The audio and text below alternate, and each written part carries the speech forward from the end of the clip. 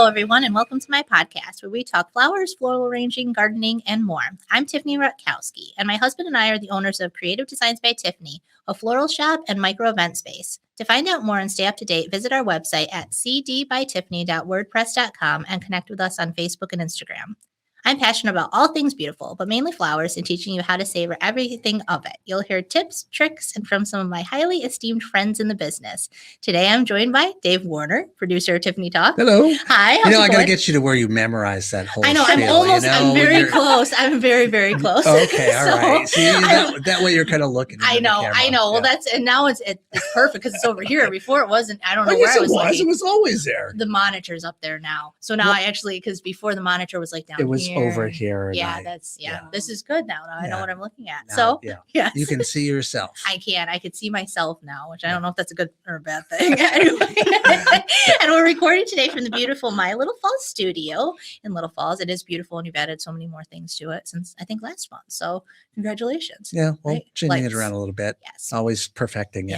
Yes. Well, and this month I'm so excited because it's June 20th, 19th? Yes. 20th. Mm-hmm. So it is just the end of peony season. And I connected with a great farmer up in our area. Her name is Cate Crawford from Lyndaker Farms. Mm-hmm. And she is in Salisbury. And she originally started doing peony roots and selling them, and reached out this year to me about selling some peony stems wholesale.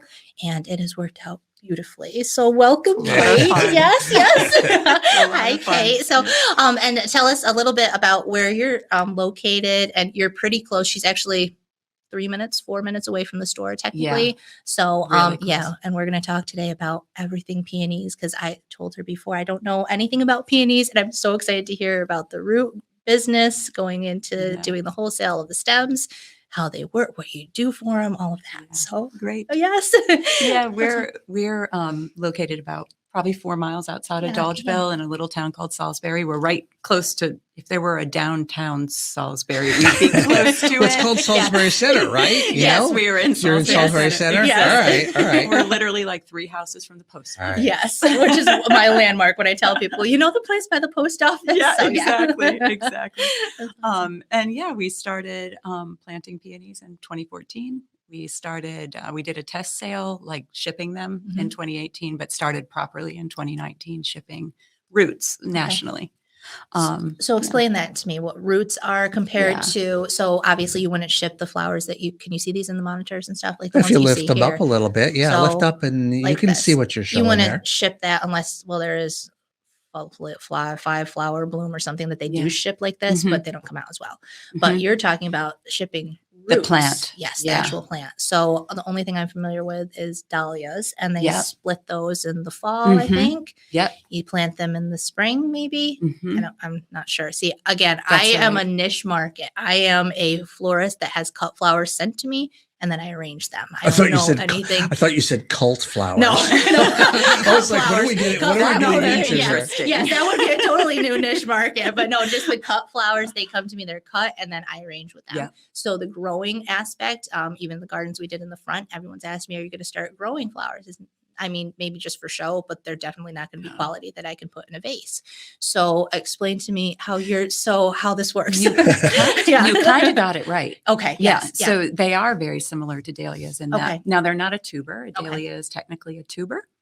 But they both have, and a peony is technically a root, but they look a lot like tubers. They're sort of long, like a carrot. Okay. Really, they have a lot of mass to them most often. And then both dahlias and peonies have these things called eyes that are coming out of the top of the root, a piece of the root called the crown. Okay. And then they almost look like little tiny lipstick heads, sort of. And they come out of there. And so what's really nice about both peonies and dahlias is when they're dormant, if you dig them at or near dormancy, they'll just go dormant. You can literally cut the plant into pieces. The roots actually, believe it or not, I know less about dahlias, but I can say for sure with peonies, they actually like to be divided. So in other words, it helps to reinvigorate the plant. Crazy. I know, right? That's insane, yeah. And then they ship, if you pack them well in like a slightly damp sawdust or peat moss, they ship really well. And sometimes what we're finding, this has been a big learning curve for me, is sometimes actually while they're in storage in that peat moss, say while you're processing the rest of the plants, the quality of them will actually go up. They sort of rehydrate and look even better than when you first divided them. It's crazy. So let's see. This is what I said. This is going to be one of these. We sit back and just I'm like take everything in. Because there were some. I can't even remember what I got. Some bulbs. They were in dry peat moss. Yeah. But do you wet it at first and then it dries out, or do you, when you ship, do you start dry? We are so different people do different things. Our falls have been so wet that I'm not wetting the peat moss right now, because I just feel like we're constantly actually having the opposite problem where we have to fight mold and fungus, right? I could imagine, though, that there would be people in different climates who would want to, but I've just never grown in it. I've always gardened on sort of the East Coast where humidity is the issue, right? Yeah. So explain that to me too, real quickly, before we have all these beautiful pictures that I'm looking in the monitor and I can't wait to get to. So real quickly before, so like you said, kind of the Eastern coast, and what is your zone? We talked about that kind of too. So we're in, what are you in, Dave? What is your considered zone down here in Little Falls? 5B usually. Is it 5? Oh, I knew it was 5. I didn't know. Yeah. And we're what? So we are not 5, right? Salisbury, honestly, Arctic Stratford, Circle. are you 3? I think we are. I think we're technically 4, but we should be 3 because of our timing and everything. And then Dowdesville, I think, is technically 4. Like, we're right on the cusp. If you look at those little maps, we are right on the cusp. So, like, my understanding. And like, I might have bought a different farm, although this one has worked out well. Okay. Because my understanding is like literally across the street from me is 5. Yes. So like, I literally wake up every day and look at 5. And you're in 4. Because my understanding is actually 29A is the dividing point. Which but makes what complete I sense. see when I drive through Salisbury is that, like, when you're on the other side, like before you kind of turn and head towards the post office and you're coming from Dodgeville, that seems to almost have like 5-ish type. Quality, but then as soon as you like, it just drops off terribly. Which is cool for us. It really, on the cusp, it really is that localized, because I used to live out at Spruce Lake, and you get just north of 29 and start to head up Dairy Hill. Oh yeah. And the weather totally changed, right in it's that like few hundred. Yeah, it was like a wall. It was insanity. So how does that work then when you ship, and how so when do you harvest versus, or not harvest, but how do you I guess how do you ship I feel like roots? for me it actually ends up like, had I known we were in 4, I might not have bought the farm. I'm glad we did, because I think for us it has worked out really well that we're a little colder, because we can go, our plants are going dormant than many of our customers' plants. We do have some Alaska customers. Okay. And so that gets because they grow really well in Alaska. In fact, much of the cut flower industry, like whatever you would have bought before, you were probably getting a lot of them from Alaska. And they do a great job up there. Which is crazy, right? Yeah. How about that? So we do sometimes ship to Alaska, and that can be a little tricky. And I'm always pushing it and harvesting a little earlier than I'd like. But in general, like, we have a lot of customers down south because you can grow them down to zone 8. We have customers out west in warmer climates. And so it actually works because I get to harvest and sort of get it out to them in plenty of time for them to get it in their gardens. Just awesome. Yeah. Well, right here in Central New York. And I think the other thing, I feel like I need to plug peonies for the northern gardener, because when I lived in Brooklyn, I'm from upstate, I'm from Lewis County, but spent my adult life in the city. And I was lucky enough, when we lived in Brooklyn, we had a big front and backyard, which actually is a thing. Yeah. People don't know that actually is a thing. And I didn't know they had grass in Brooklyn. Our house was built on a former potato farm. Really? So the soil was great. Everything was like amazing. It was like zone 7. So we could like grow till November and start again in March. Like, it was nuts. So anyway, who knew, right? Yeah. In Brooklyn. Yeah. But anyway, what I found is, like, the peonies were really vigorous. They grew faster. Yeah. But we had more disease. Yeah. Because of the warmth, right? So you didn't get the winters killing off a lot of the disease. Now, obviously around here we get a lot of rain, so there's some issues with that, but like powdery mildew, that is a huge problem with peonies. I get it on like 20 of my peonies, and I grow like 2,000, So yeah. So there's some real advantages to the cold. But you didn't ask like the key thing. How did you get from Brooklyn? Why did you decide to buy a farm? What is wrong with you? Hey, this is my little falls that covers this podcast. I don't know why you're saying that, because aren't we supposed to be building up this, no Okay, question, obviously, Exactly. that you'd move here. Yeah, but, yeah. I can ask that question so many times, and I have to say, like, it's so beautiful here. It is just like, I always tell my kids, we live in the most beautiful place on earth. And that's not actually true, but like there is a way in which it is true, right? So part of it was the beauty of the area. The other thing is like my whole family's from Lewis County. We were like generations of farmers. I learned to grow plants before I was 2. I was raised Mennonite. That's a big, big thing in that community to really be involved with the earth. So it was kind of hard to get away from that. And so I did the whole corporate thing for a while, and that was great. I'm really glad I did it. I gained a lot of skills. It didn't feel like a path that would take me. I didn't see myself retiring in it, if that makes sense. There's a whole story in itself. I know. Mennonite to corporate world, back to farmer. I don't know what to do with this. I know. And actually, Lyndaker Farms is named after my grandfather's farm because he had a 700-acre dairy farm in Krogan. My family's from Krogan. Wow. Yeah. Nice. So cool. Isn't it neat? So yeah, I that's, like it. well, Yeah. see, like I said, this is just one of these, you sit back and just listen and take in all of the knowledge and the wisdom. So I'm trying to be very careful that I don't go off. There's so many cool things about her that I've learned in the past 2 weeks. We could go off the rails. I'm like, oh, there's so many things. So it's very What did we cool. say about we So- never walk like the other dogs? I know, it's true. It's very true. It's so cool. But that's how she ended up coming into this area and stuff. Yeah. And obviously we love Little Falls and the surrounding area. So it, Truly beautiful. yes. So there And we like, go. honestly, like this area has so many good attributes too, because we could still be working in the city while starting the farm up here. Also, like within less than 90 minutes, I'm up seeing my extended family in Lewis County. But yet I wanted to start up there, but it's like that additional time to travel when we were still living in the city was not doable. So this was a really, really good option. mix. Yep. Yeah. And I had a guy yesterday out at the Herkimer home talk to me. He said, people just don't get that we really are in the middle.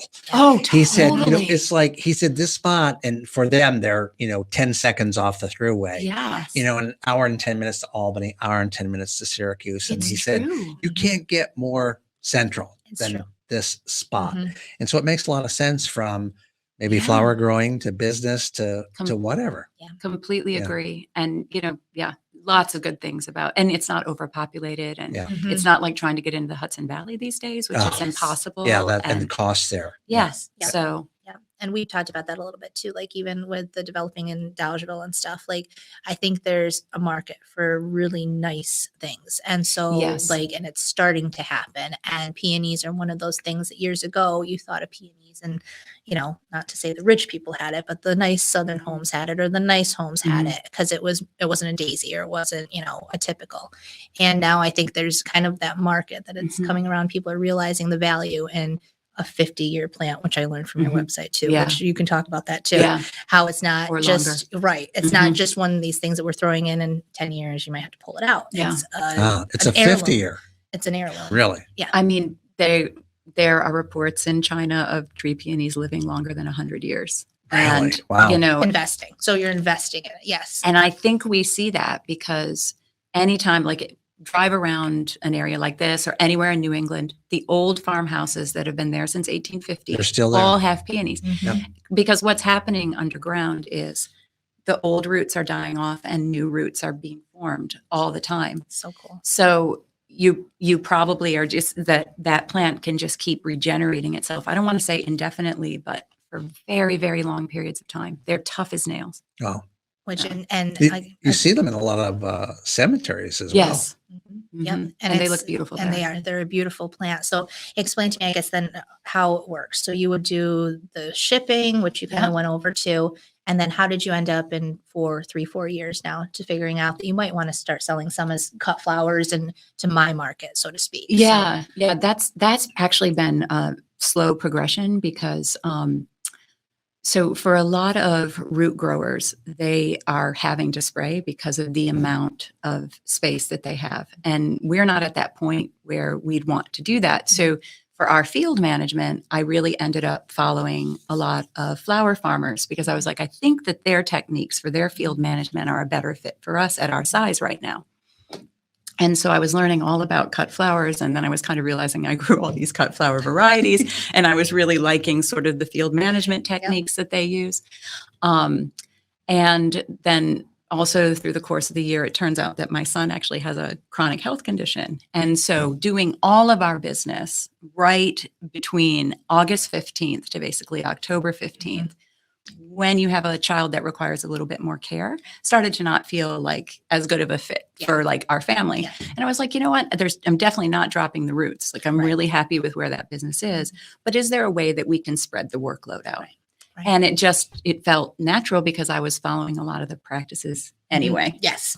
Yep. Yeah. And that's where I told her too, like I'm very specific on the flowers that I have in. And we've kind of talked about that too, that we had the distributor on. I have one distributor that I use, and that's the one that I go to because I know their quality of product. And so when she reached out to me, to that episode. It was awesome. She was awesome. So different, right? So and that's a whole different thing on your end than of what you've heard. So, with the local growers, I've been very specific on things. And when you explained to me like how you didn't really start out as a cut flower, but when it comes in, you can see the difference. And I don't know how many peonies you've really seen in your lifetime, Dave. But actually, maybe more. I mean, because they're one of my wife's favorite flowers. And we had, when we were up at Spruce, we had several peonies around the house. That's neat. And so I always thought they were a pain in the ass because we were talking before you got here, Tiffany, we were talking about ants on the plants. Yes. Oh, ants on the plants. The struggle is real. It is. Well, and that's the funny thing is that I told her I haven't seen many coming off of your plants. Maybe I just don't see them and they've just nested somewhere else, but I haven't seen many. They're in your cooler. Right. That's probably it. They're probably in there. And you don't spray, which you went over, but that's a huge thing for anybody who is listening. If you caught that, not spraying is a huge thing. A lot of the stuff that I get from the distributor is sprayed because they have to send it to me at a perfect condition. Her stuff, if you look at it, is pretty perfect without being sprayed. And then I'll grab one here and kind of put it up by my face. But yeah, these are beautiful. Like no bite marks that I always say with the local stuff you have to look for. And the other thing, because I wondered if you've seen many peonies, the variety is so different. So we can show some of those too. We can kind of put her place up here and for those people who are, looking at this. So right now we're looking at the farm. Yeah. Right. Basically. So if you're just listening, this is the farm and beautiful. What time of day was that? Because I know you said the morning sun is beautiful, but that doesn't look like that looks like morning almost to me. It looks like the shadows are coming from the east, so it must be morning. I was going to say evening actually, but now that I look at it, it's the morning. That's it's beautiful. Yeah. And then we've got what are these pink peonies? What are these? Yes, those are Mange Jewel L. They're an old French variety. That's why you have that name. Okay. So I even like the name. Yeah. Well, and so what's the difference on all of these too? So I like when you go through your website, they're priced out a little bit differently when you're buying the roots. So why is that? And then even for the quality that I'm getting in, I typically will say I need 5 peony stems and they'll send me whatever they need to send. I have never seen, and I'm going to hold this up. I've never seen this whole bunch. I have never seen this whole bunch before. Yeah. In my life, ever when I asked for this, I don't know how to put this right. So I'm spinning it around because there's the yellow, there's the antique looking one that I call it. So how do you do that? Right. So oftentimes, like the good news is with peonies, sometimes the cheapest ones are actually the ones you want. If you're not like a peony collector or a peony breeder, because a lot of like back in the 1800s, the French were doing a lot of breeding and also then in the early 1900s, a lot of really good American breeders, they were breeding for the cut flower market. Okay. And so like those peonies that you inherited when you bought your house that you love and are super fragrant, those are usually older varieties from, let's say, 1850 all the way up to 1930, right? And obviously, there's plenty of worldwide supply. So, they're still a little pricier. Like peonies usually start, it used to be $18. Now it's more like $24. And that's because it takes a really long time. Like once you plant your own root, you usually can't divide it for about 3 to 4 years. So there's a lot of time built in, which is where the price is, why the price is where it's at. When is the best time to plant these? Fall, really? If not it was spring, it's a warmer zone, you can definitely get away with planting a bare root plant, like just the roots that I described with the eyes coming out of the crown. You can definitely get away with planting in the spring. I used to do it in Brooklyn. Okay. Our green up happens so fast here, right? In zone 4, that you almost like can't find that window where the plant would still be dormant. And I do sometimes spring plant, like if I find a peony coming up where I don't want it, like a piece was left in the ground when I harvested it and I know what it is and I'm like, I kind of want that guy, then I will pull it up. But what I notice is it's likely to go dormant in its first year. It will be very small. It's going to need a lot of water. Like it's just so much more work that I just say do it in the fall. Yeah. You know, and explain dormancy Yeah. to me. Dormancy. So Yeah. that's another thing too that I've been hearing, and I don't know this. Again, is it 3 years that you could even cut a peony and have anything come up? Like the first year to 2-3 years, you're not supposed to do anything with it. Is that true or is that not true? So as a regular gardener, if you're listening to this and you're a regular gardener, you don't have to be this precise, right? But if you want the like maximum output in terms of flowers and growth on your plant, yes, the research coming out of University of Alaska, because they do a lot to support their like Alaskan growers, is that you really are better the first, like put it in the ground in the fall, let it come up the next year, cut off all, but I leave 2 buds on. Like if you're lucky enough that it forms buds, because sometimes the first year it just wants to focus on root growth and it won't even put out buds. That's really common. But probably up to 50% of them will actually try to flower. Okay. What I do, what the research shows is cut it back to 1 to 2 buds. The reason that I put it at 2 is I want to make sure that I got the name right. But the tag that I have on it is actually the right one, that I didn't make a mistake, because that does happen sometimes.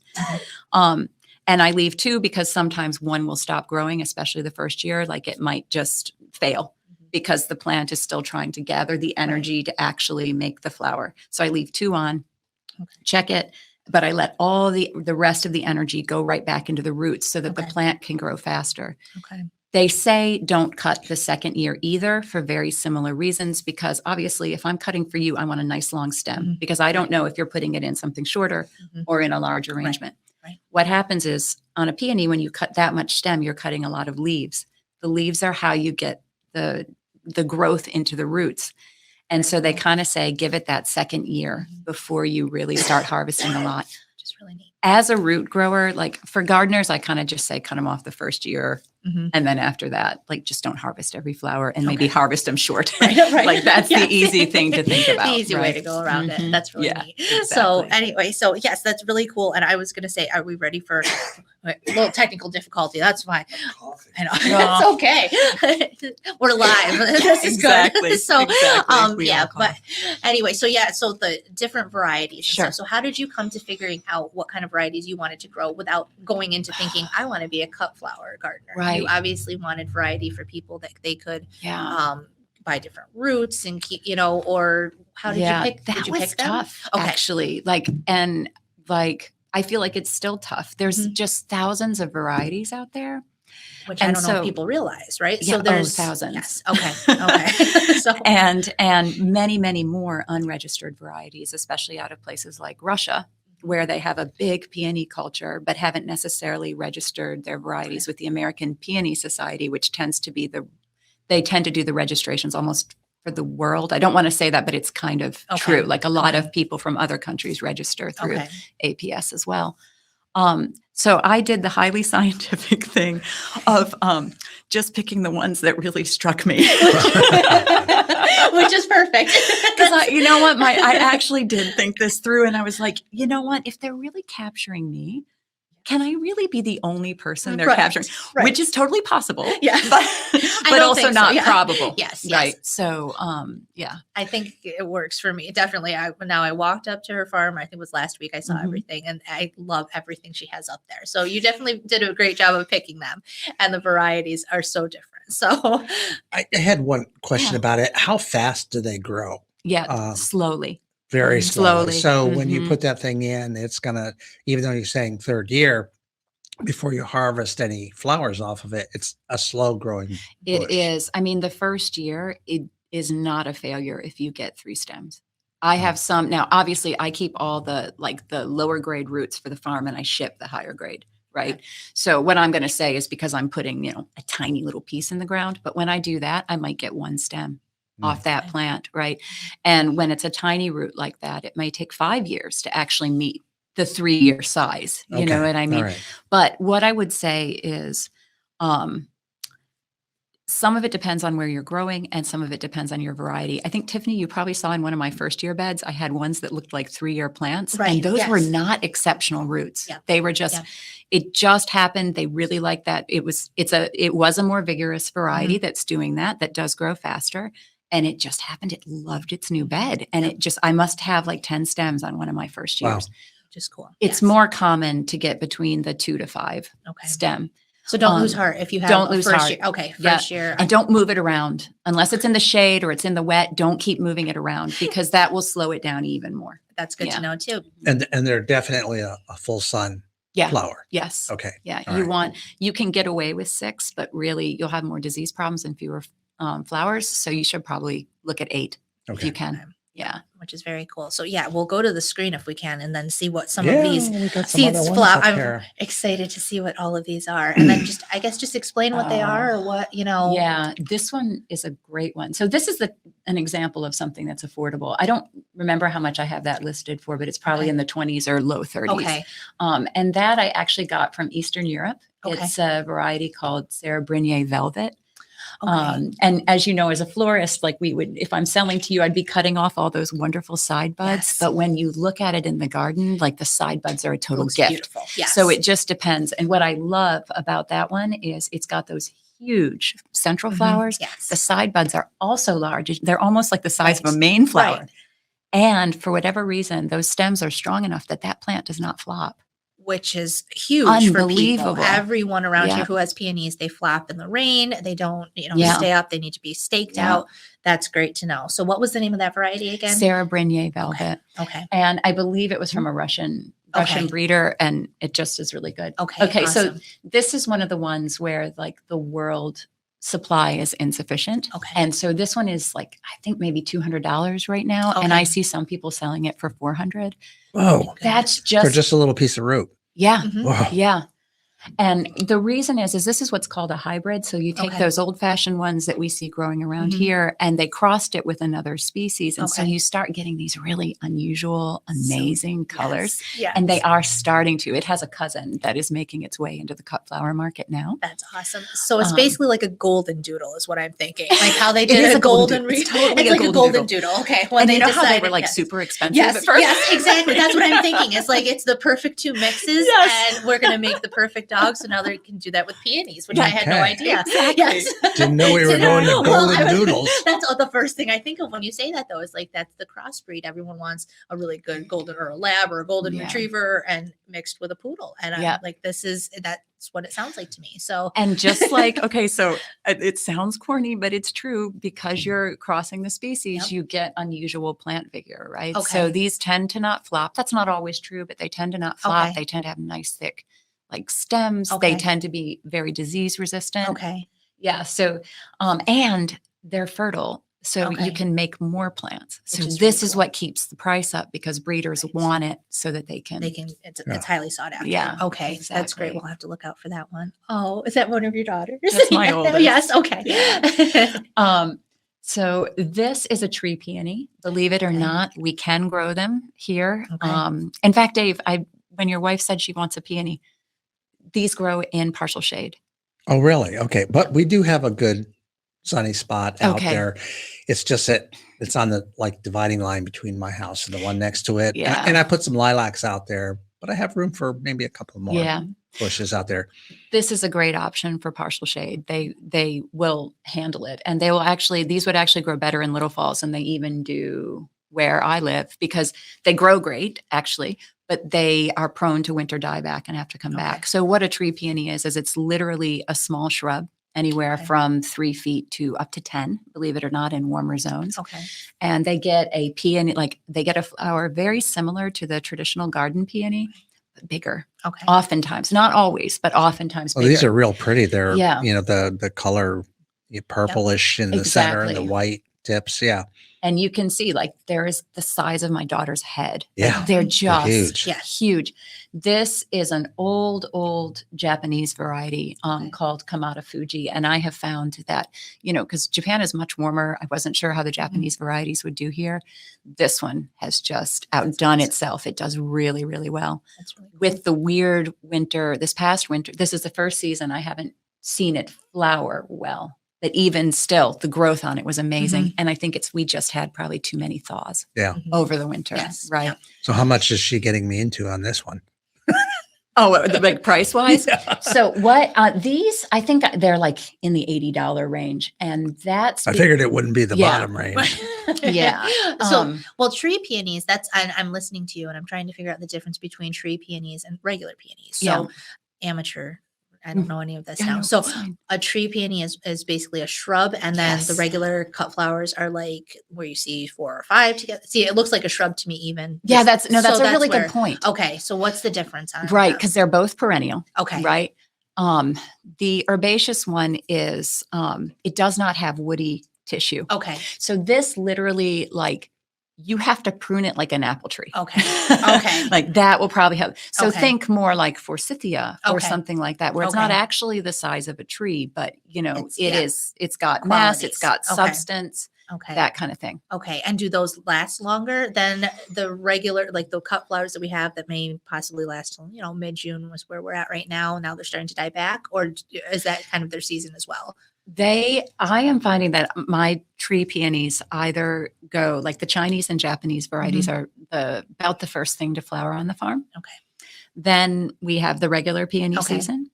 And then there's something called Lutea hybrids, which are being done by a lot of American breeders and actually European as well. And they go last. Okay. They're just coming in. When you look at this, which is a mix between a tree peony and a garden peony. Okay. You can bring it towards you and we can see it. Yeah. There we go. Yeah. So something like this, where it has the yellow in it. I haven't checked. This is a variety called Garden Treasure. Without having checked, my guess is that has Lutea tree peony in its genetics. Because that type of coloration and this type of coloration, that's all so typical of the luteas. And they're beautiful. I know they are. And I don't know if they can see that in the screen, but the difference of it just looks antique-y to me. So it's like that ombre kind of colors compared to just being straight pink. Exactly. I love those. I absolutely love And those. the smell, if you notice, is different. Yes. And so explain to me the smell now while we're on that too. Yeah. And you can keep playing pictures up there and we'll see what's up. All right. I don't know. I don't know how many pictures she sent too. I've I got just love them. 1, 2, 3, 4 or more. Okay. So the scent of them, is there one of a scenty one that you know when you see it up here too? So what's the difference? Because some do smell and some don't smell, right? So so I find that most are fragrant, but you do run into some that don't have a smell. And that's always a little disappointing. Okay.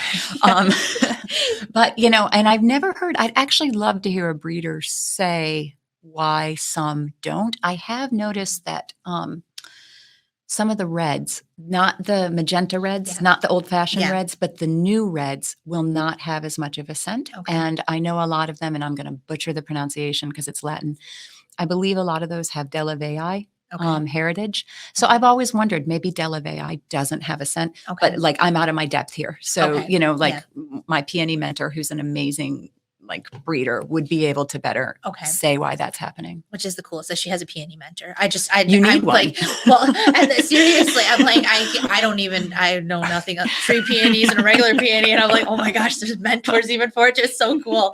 So it's a huge thing. Well, and we'll talk about that too, what we have going on next year, I think it is, right? So, so anyway, so let's see a couple more of these up here too. I'm looking at them behind you and just, what is this one? That one is so special. That one's called Ella's Dream. Okay. It's one actually that until last year was only grown on our farm because we had an opportunity when we started the farm. It just so happened that there was a breeder who was slowing down.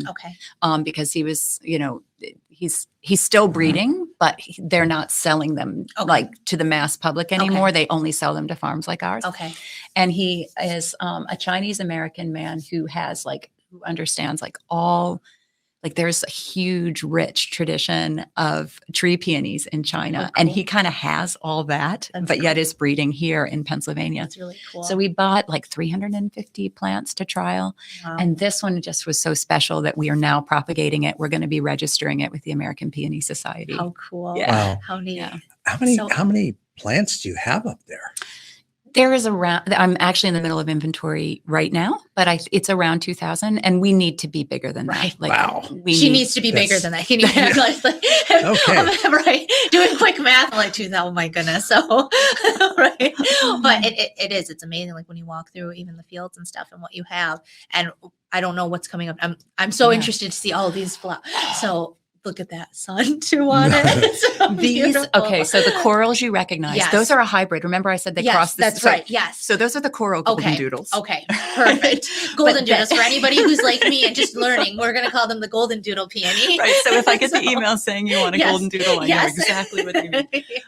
And then the others are all other colors also of those hybrid types, because on our farm anyways, a lot of the hybrids are flowering earlier in the season. So that's why I was bringing you more corals, and then the corals stopped and I was bringing you more pinks. Okay. Right. That's perfect. Yeah.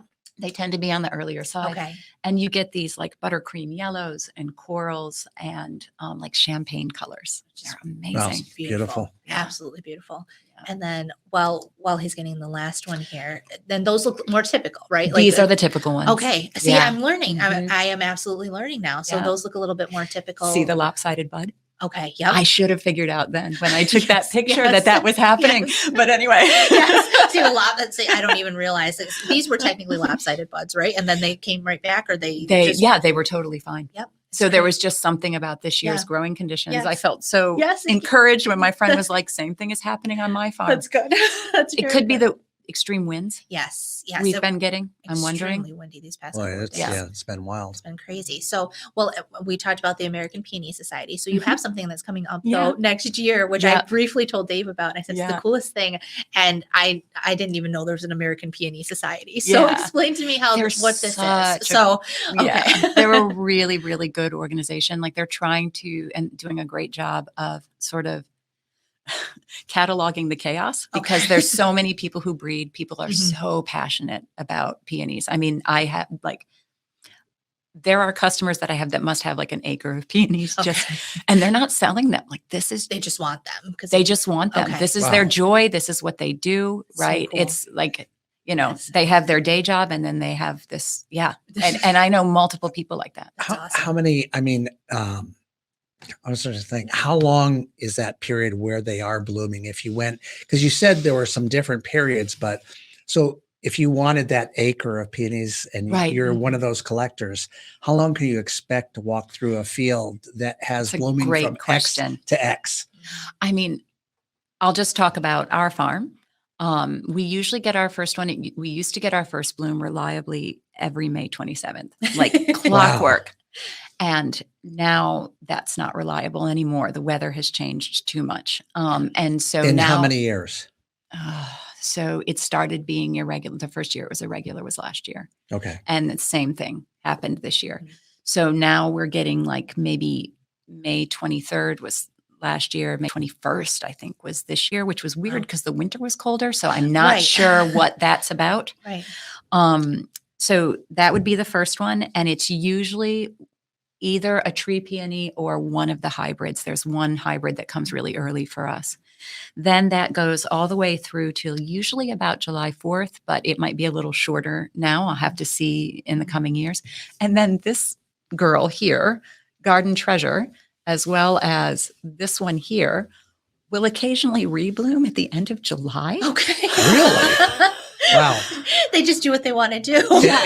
And they're known to do that. It's really rare, but they will do that occasionally. And it's always, and usually the bloom isn't quite as pretty. It might be a little smaller, a little simpler, but every once in a while we'll get this like mini flush of flowers at the end of July, like not florist worthy, but really enjoyable. Yes, that's really neat. So someone who does have an acre then could potentially plant a couple of months. Yes, you could. Yeah. Which normally you would think when you see it around here and people that just have them for fun or whatever, in a couple weeks and then mid-June-ish, I would say. I'm stuttering on it. I'm not sure if it's mid-June. Sometime I think it varies, right? You see it start in the valley and work its way out. Yep. Yeah. They start to kind of fade and stuff. And then, definitely by July, you usually don't see anybody that still has their own plant at home still going. So exactly. They're beautiful. There's no other season like it. And I'm just staring at it now. So and people play with it too. Like I know this is a thing and I want to get this organized at some point in my future.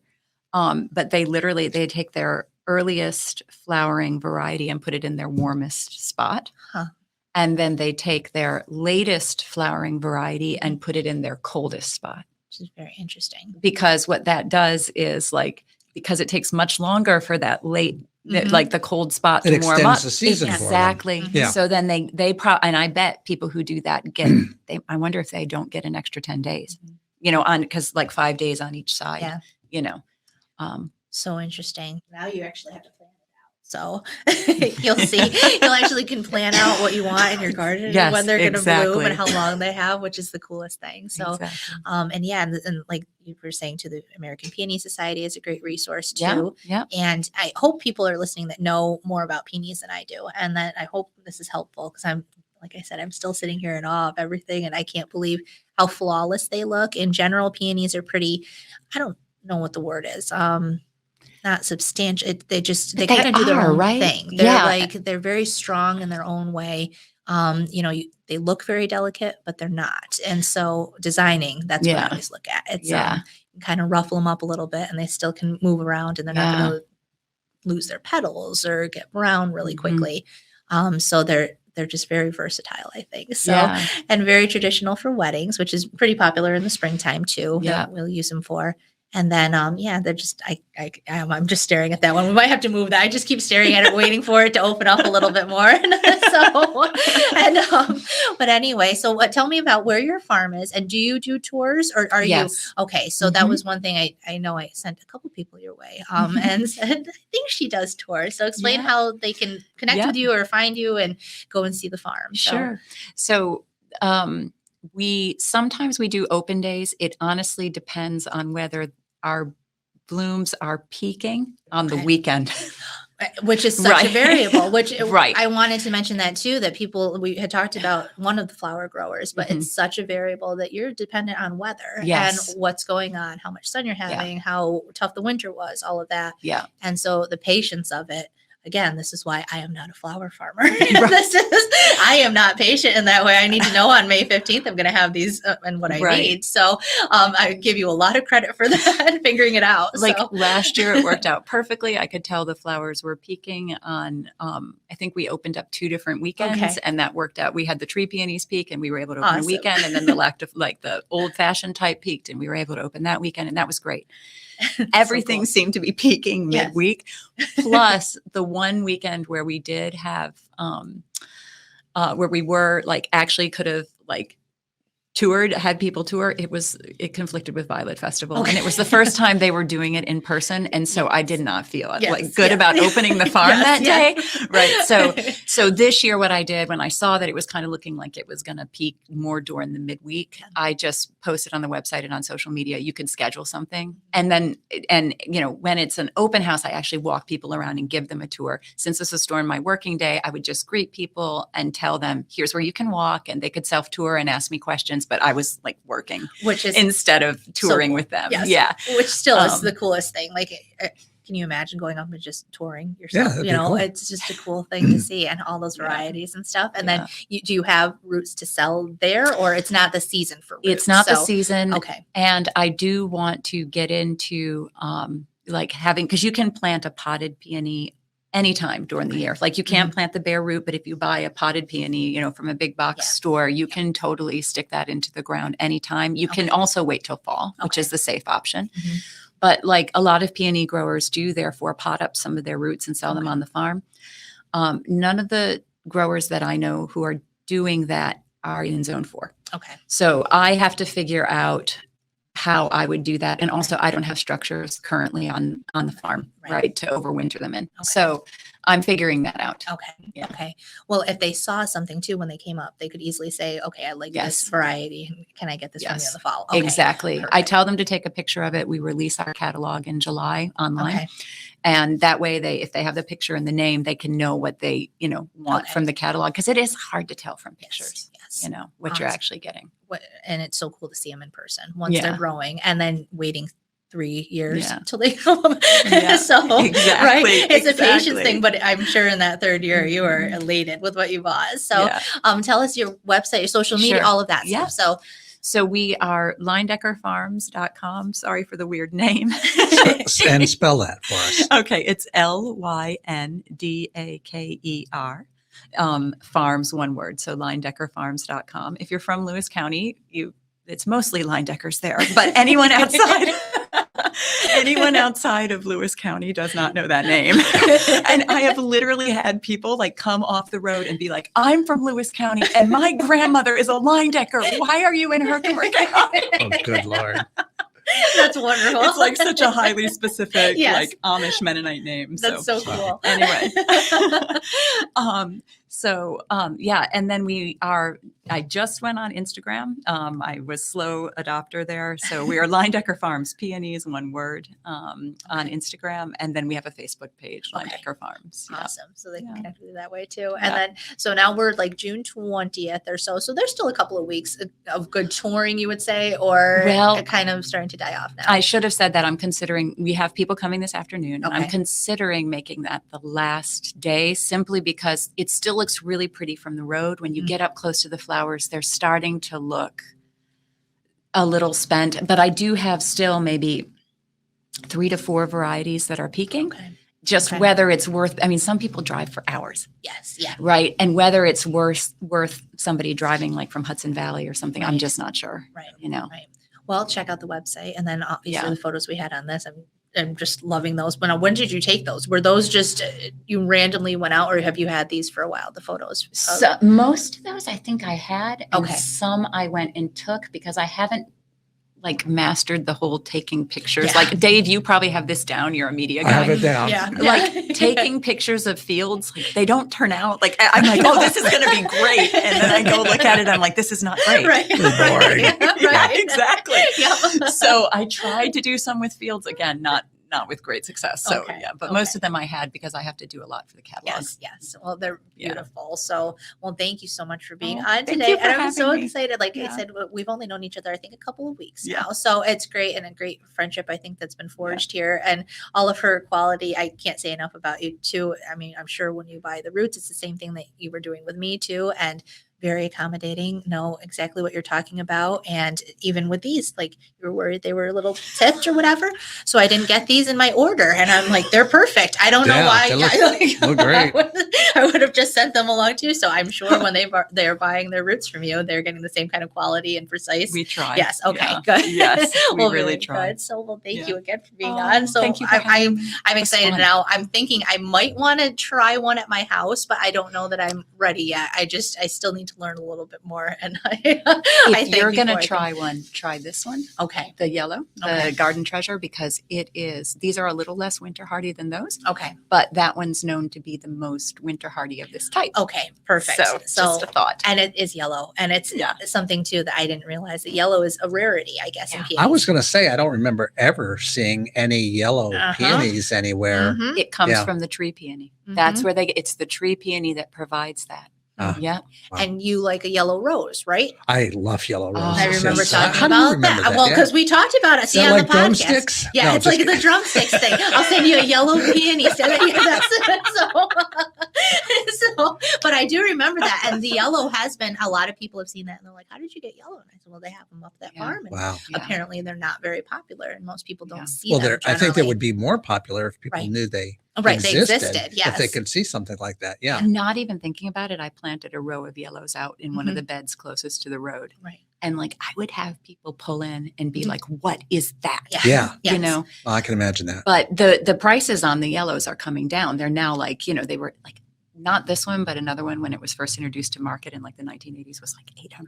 Oh, And you can get that same plant now for probably in the 20s or 30s. So Wow. the prices are getting to where they're cool. accessible now. That's really neat. Well, I was thinking maybe I'm in the wrong business, and I thought about all the work you put into it, and I said, no, I'm not. In the No. wrong business. No, not at all.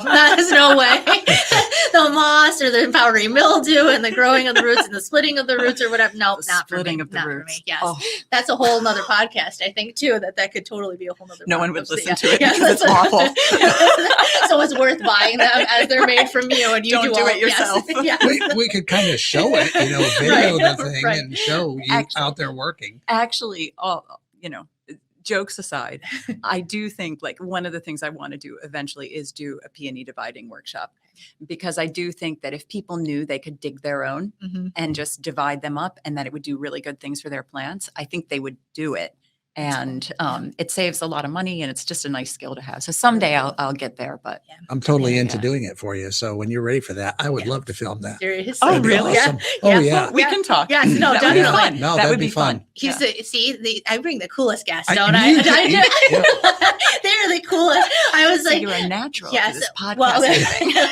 well, it's the guests. The guests are the ones that no one wants to listen to me Yeah. talk. I just so, Well, I was going to it's go so with cool. her up to the farm. But it was I had a couple Violet other. Festival. I had a and it was couple other so busy. conflicts. and I That was weekend like- was crazy. Yes. Yeah. Yep. And I was like, I've just got to come up and see it, because once you started bringing stuff to the store, and then you're on my way home to go to my Yeah. house, like I have to stop in. So I was like, I gotta go and just walk around. And you have an adorable dog too.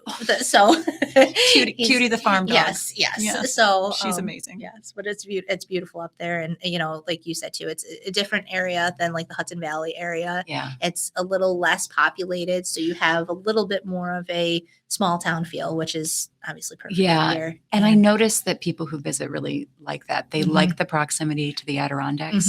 Mhm. And I do think that makes this area special in Yes. general. Yes. Right. Yep. So Perfect. So yes, well, thank you again so much for being on. Thank And you. yeah, maybe we will in the fall. So when do you normally split your roots without it being too busy? Like would it right. be No, you know what? September? I have to do, because we are doing the cut flowers now. I'm going to be reorganizing the fields. So Okay. I am going to dig our stuff that, like, I'm not going to dig customer roots early, but I'm going to take a chance and just dig our stuff early. Okay. So we could totally Do it set then. up something Yeah. like Yeah. that. Okay. Yeah. That We works. just So have much to work fun. out acoustics, because I'm not going to bring all that dirt into your beautiful studio. Do not worry about it. I will I'll mic you, and Yep. nobody Okay. will ever know. Oh, it's so good. exciting. Well, that's another thing that I don't think people realize. That, listen, I don't, at least. I know the dahlias, you have to dig them. And I think it's just simply because of our area and That's the right. zoning. That's absolutely right. It could stay in if we were a little bit further Mhm. south and it wouldn't freeze. That's right. And with peonies, I don't think anybody ever thought that you could dig your peony roots, split them up. It produces more growth, but also Yeah. you can spread them out that way. So Absolutely. that's a whole nother thing that I'd never heard of that. I Did didn't- you? So, Never. No. and prolonging the life of it, or making, yeah. how they grow out, I guess. So Exactly. And if they've been in that spot a really long time and you're worried they're not doing well, this is one way to get it back, right? So, So that the bush won't die. When we bought the farm, we were lucky to inherit, like many of these old farms, a row of peonies right along the driveway. Okay. But they were super diseased, because my guess is they'd been there over 100 years. Like the people that we bought it from were like, we didn't plant them. Jeez. They were mature when we bought the place, right? so cool.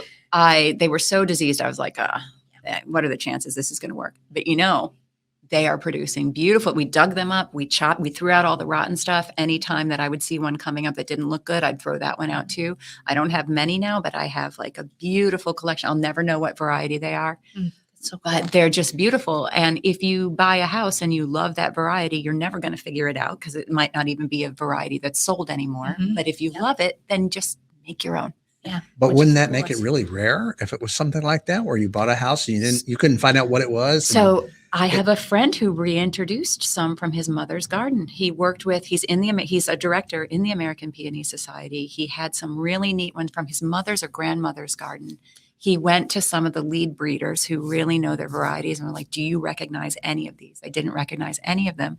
And they reintroduced them. They're on the market Wow. now. Nice. So cool. Yeah. That's so neat. Yeah. I love that idea too, like the building that I'm in and the old feel of things, like the classic, like it Yeah. could be from the 1800s or so, Yeah. like, which Mhm. is, I can't even believe that as a plant, I Yeah. can't imagine being that long, but it's better than having a tree, because trees after 100 years, sometimes you have to trim them Yeah. out, or they grow into places they're not supposed to. But with something like this, it's like an heirloom that just Yeah, keeps it's an going and heirloom. going, which is, Yeah. to me, that's what I would do if someone were buying a new house, give them a tree peony or something that they Yeah. could have and, Yeah. and plant in their garden. That's a So cool gift idea. it is.